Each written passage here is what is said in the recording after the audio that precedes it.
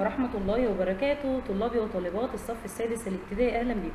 إن شاء الله النهاردة هنكمل مع بعض آخر درس عندنا في وحدتنا الأولى في الدراسات الاجتماعية، ودرسنا بعنوان التحديات البيئية في وطننا العربي. إيه التحديات اللي هتبدأ أو المشاكل اللي هتبدأ تقابلنا في البيئة عندنا في الوطن العربي؟ يلا بينا نعرف إيه هي التحديات دي أو إيه هي المشكلات دي. زي ما قلنا مع بعض النهارده هنتكلم عن المشكلات اللي بتواجه الوطن العربي وإزاي نعالج المشكلات دي. أول حاجة عندنا الوطن العربي بيتعرض لتغيرات في المناخ عندنا بيتعرض، فده بيأثر على مين؟ بيؤدي لمشاكل كتيرة جدا بيئية، وده هيأثر على المستقبل اللي احنا بنحاول نبنيه، مستقبل التنمية والاستقرار في منطقة الوطن العربي. طيب ايه المشكلات دي؟ أنا عندي 5 مشكلات يا سنة 6 مهمين جدا، زي إن المياه العذبة ندرتها، يعني قلة المياه العذبة أو ندرة المياه العذبة. تاني مشكلة عندي الجفاف، تالت مشكلة التصحر، رقم 4 تلوث الهواء، وأخيرا السيول. مشكلة عندنا يا سنة 6 وهي ندرة المياه العذبة. ندرة المياه العذبة دي يعني ايه؟ يعني الوطن العربي بيعاني من مشكلة ان المياه العذبة عنده قليلة او بدأت تقل جدا. طب يا ترى ايه السبب بقى؟ تعاني ده الوطن العربي من المشكلات دي بسبب كذا حاجة. اولا الامطار بدأت تقل في سقوطها، يبقى نقول له اول حاجة عندي قلة سقوط الايه يا سنة 6؟ قلة سقوط الامطار. الموارد المائية احنا بنستخدمها بطريقة سيئة، فسوء في إدارة الموارد المائية. المية عندنا بنستخدمها بطرق سيئة مش طرق صحيحة، زي مثلا واحنا بنزرع الأرض بنستخدم طرق ري تقليدية، زي إن احنا نفتح الحنفية على الآخر ونفضل نروي في الأرض بطريقة ما فيهاش إن أنا أعمل إرشاد أو أقلل من استخدامي للمية أو أخلي بالي من كمية المية اللي أنا بستخدمها. تالت حاجة عندي إن عدد السكان في الوطن العربي عمال بيزيد، فطبعا عدد بيزيد فهيستخدموا أو يستهلكوا مية كتير، فزيادة السكان بتسبب ندرة في المية العذبة. طب يا ترى ازاي نحل الثلاث مشكلات دي او كذا مشكله بتاعه ندرة المياه العذبه؟ قال لي اول حاجه ان انا قلت لك نرشد استهلاك المية. ميه الصرف الصحي نحاول ان احنا نحسن الشبكات بتاعه المية وميه الصرف الصحي. نعمل بقى حملات توعيه في التلفزيونات، في الاخبار، في وسائل التواصل الاجتماعي، ان احنا ازاي نحافظ على المية. طبعا نستخدم اساليب جديده واحنا بنروي الارض الزراعيه، يعني بلاش الطريقه القديمه في ري الاراضي الزراعيه، يعني استخدم ري مثلا بالرش او الري بالتنقيط، علشان كده اعمل ايه؟ اخفف او اقلل من كميه كبيره. مشكله عندي يا سنه 6 هي مشكله الجفاف. زي ما انت شايف في الصوره اللي قدامك دي، الارض عندي متشققه، معنى كده ان الارض ما فيهاش ايه؟ ما فيهاش ميه. يبقى الجفاف ده هو عباره عن ايه؟ كلمه جفاف يعني نقص كميه الامطار خلال فتره زمنيه معينه، يعني كميه المطر اللي بتنزل قليله جدا، فبتسبب عندي حاجه اسمها الجفاف. طبعا في دول كتيره جدا بتعاني من مشكله الجفاف او بتتعرض لخطر الجفاف. تمام؟ طيب اخلي بالي كويس جدا ايه النتائج المترتبه لما يحصل عندي جفاف؟ قال لي والله دوت هيساعد على ايه؟ 1 نقص الغذاء، يعني كميه المحاصيل الزراعيه اللي بتطلع هتبقى قليله جدا علشان مفيش ميه.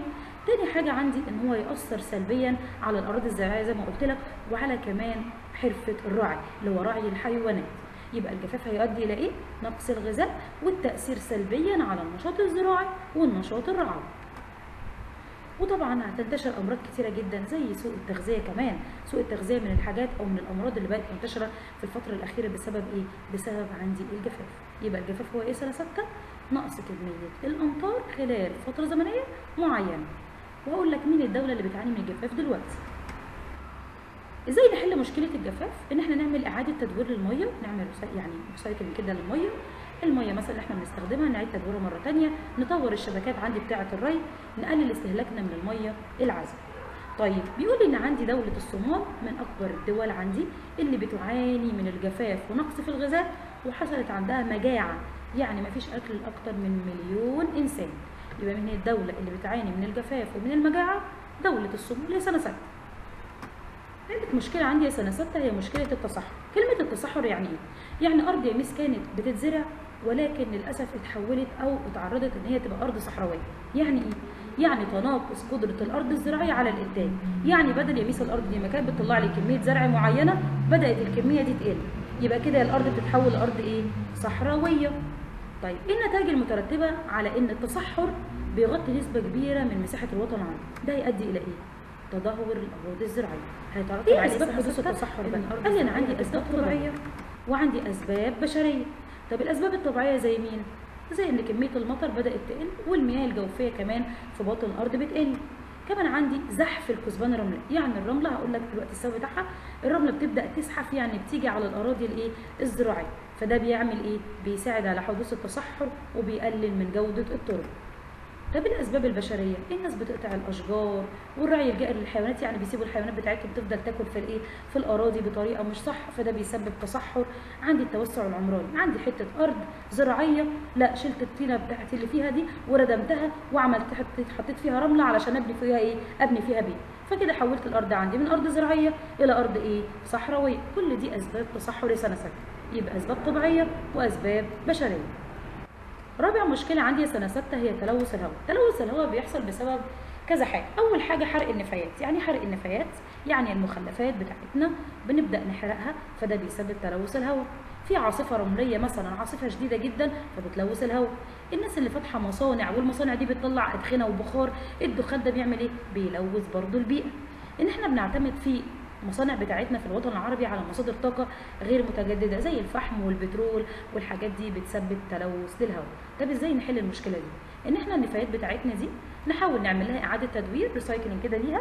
رقم 2 نزود المساحات الخضراء، يعني نزرع اراضي كتير خضراء واشجار طبعا علشان تقلل نسبه التلوث اللي في الهواء.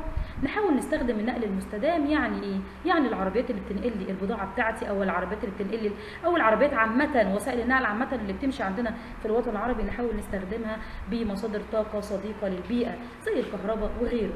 يعني نعتمد يا على مشكله عندي السيول المتجدده. يعني ايه سنه 6؟ يعني امطار شديده جدا، امطار ايه؟ شديده جدا فجائيه، بتيجي فجاه وبتتجمع وبتمشي بسرعه كبيره جدا في الاوديه، يبقى هي امطار غزيره فجائيه تتجمع وتتدفق بسرعه في الاوديه. طب لو انا قدامي حاجه في الوادي كده وانا عندي الامطار بتجري بسرعه جدا، ده هيسبب ايه؟ طبعا هيسبب لي مشاكل كبيره جدا. يبقى السيول بتعمل تهديد كبير للوطن العربي. طب ايه الاسباب بقى وايه الحاجات اللي هتهددها لي؟ اول حاجه عندي انها تعمل لي مشاكل في الارواح، في ناس كتير هتموت، في ممتلكات كتير، بيوت مثلا لو موجوده قدام السيول دي او قدام الاماكن اللي فيها اوديه اللي بيجري فيها السيول هتتهدم. يبقى عندي خسائر في الارواح وكمان في الممتلكات، وكمان المحاصيل الزراعيه بتاعتي هتبوظ، وكمان هتنتشر الامراض والاوبئه. يبقى دي الحاجات النتائج المترتبه على مشكله السيول. وطبعا في اضرار كتير هتحصل بالبنيه التحتيه الاماكن بتاعتي اللي موجوده في باطن الارض، زي مثلا الصرف الصحي والحاجات بتاعتي واسلاك الكهرباء والكلام ده كله، الحاجات اللي هي بتمشي في باطن او احنا بنستخدمها كبنيه تحتيه للدوله بتاعتنا. ازاي بقى نواجه مشكله السيول؟ قال لي ان احنا نستخدم التكنولوجيا في ان احنا نعرف نتنبأ بالخطر بتاع السيول. يبقى استخدام التكنولوجيا عشان اعرف ان ممكن ده يحصل سيول في الوقت المعين. مثلا نبني سدود، يعني مثلا انا عندي هنا وادي جاف، الوادي ده بتمشي فيه السيول، ابدا اعمل ايه؟ ابدا اعمل عندي هنا سد، فالسد ده هيعمل ايه؟ هيحافظ لي على ايه؟ هيحافظ لي ان الميه دي ما تغرقش وما تموتش بني ادمين ولا تهدم ممتلكات، وفي نفس الوقت استفيد من ميه السدود دي في الزراعه. تمام؟ اعمل حاجه اسمها مجاري مائيه. يعني ايه مجاري مائيه؟ يعني مخرات للتصريف الميه، يعني اعمل اماكن كده عشان الميه بتاعه السيول تروح فيها، اماكن تصرف لي الميه بتاعه السيول. نعمل بقى تطوير للبنيه التحتيه، نهتم بالبنيه التحتيه عشان تواجه مشكله السيول دي لو حصلت. طيب بيقول لي في حاجه علميه ان المصريين القدماء زمان جدا قاموا وعملوا مخرات للسيول عشان تاخد الميه السيول الزياده دي وتصرفها. هي ميه المطر، مطره شديده جدا، فعشان نحمي المعابد والمقابر ان هي ما تتهدمش من الميه. هندخل في تاني جزئيه عندنا في الدرس، هو التغيرات المناخيه في الوطن العربي. هل المناخ لما يتغير يا سنه 6 هيغير او هيأثر في الوطن العربي؟ قال لي المناخ لما يتغير يا نسيبه هيعمل لي مشاكل كتيره جدا. طب يعني ايه اصلا كلمه تغير المناخ؟ المناخ ده يعني ايه؟ كلمه تغير ان هو بيتغير لفتره طويله في درجه حرارته، في الامطار بتاعته، ده بيؤدي ان تحصل عندي جفاف والغابات تتحرق وفي نباتات تنقرض كمان من الوجود. يبقى ده التغير، معنى كلمه التغير المناخي تغير طويل في درجات الحراره، انماط المطر، وده بيؤدي لموجات جفاف وحرائق في الغابات وكمان انقراض للنباتات. هل التغيرات المناخيه زي ما قلت لك بتاثر على البيئه اللي بتعمل لي مشاكل كتيره جدا؟ زي مين؟ زي ما قلت لك المناخ لما اتغير درجه الحراره كمان اتغيرت، ارتفعت درجه الحراره، حصل عندي جفاف، وفي اماكن تانية فيها سيول يعني امطار فجائيه. ميه البحر هتبدا تعلى، ليه؟ الجو يمس بقى بدا يبقى سخن، فالميه اللي في الجليد او الاماكن اللي فيها ثلج بدات تسيح، فالميه اللي بتسيح دي بتروح فين؟ هتروح لميه البحار، فمستوى البحر ماله يعلى، فده يسبب ان في مناطق او في اماكن او في محافظات او في مدن ممكن تختفي تماما. كمان هتنتشر الامراض. التغيرات المناخيه بتسبب انتشار الامراض. طيب نعمل ايه بقى عشان نقلل من مشكله التغير المناخي؟ ان احنا نقلل استخدام او نقلل انبعاث الغازات الدفيئه زي غاز ثاني اكسيد الكربون اللي بيسبب ارتفاع في درجه الحراره. نعتمد على مصادر الطاقه المتجدده عشان ما نلوثش وما نرفعش درجه حراره الجو. نستخدم قوانين تواجه التغيرات المناخيه. والله اي حد بنلاقيه مثلا عامل مصنع والمصنع ده بيطلع لي دخان شديد جدا، لا نبدا نحط قوانين ان هو يتفرض عليه عقوبه لو ما ركبش مثلا فلاتر تقلل من الكلام ده. نحمي الغابات ونمنع قطع الغابات او قطع الاشجار اللي في الغابات، لان الغابات دي مهمه جدا، ربنا خلقها علشان تعمل توازن بيئي، فما ينفعش ان احنا نشيلها. وكمان نزود المساحات الخضراء، يعني نزرع اراضي خضراء كتير عشان تسحب او تاخد عندي تمتص الغازات الدفيئه السخنه. عادي يا شباب جهود الدول العربيه عشان تواجه المشكله بتاعه التغيرات المناخيه. في دول بدات تزود الاراضي المساحات الخضراء عندها زي مصر. مصر بدأت تواجه مشكلة التغير المناخي ان هي عملت ايه؟ عملت مبادرة اسمها 100 مليون شجرة، تزرع 100 مليون شجرة في كل أنحاء مصر. طبعا ده ليه؟ علشان نحسن الهواء ونقلل التلوث ونجمل البيئة وكمان نواجه التغيرات المناخية.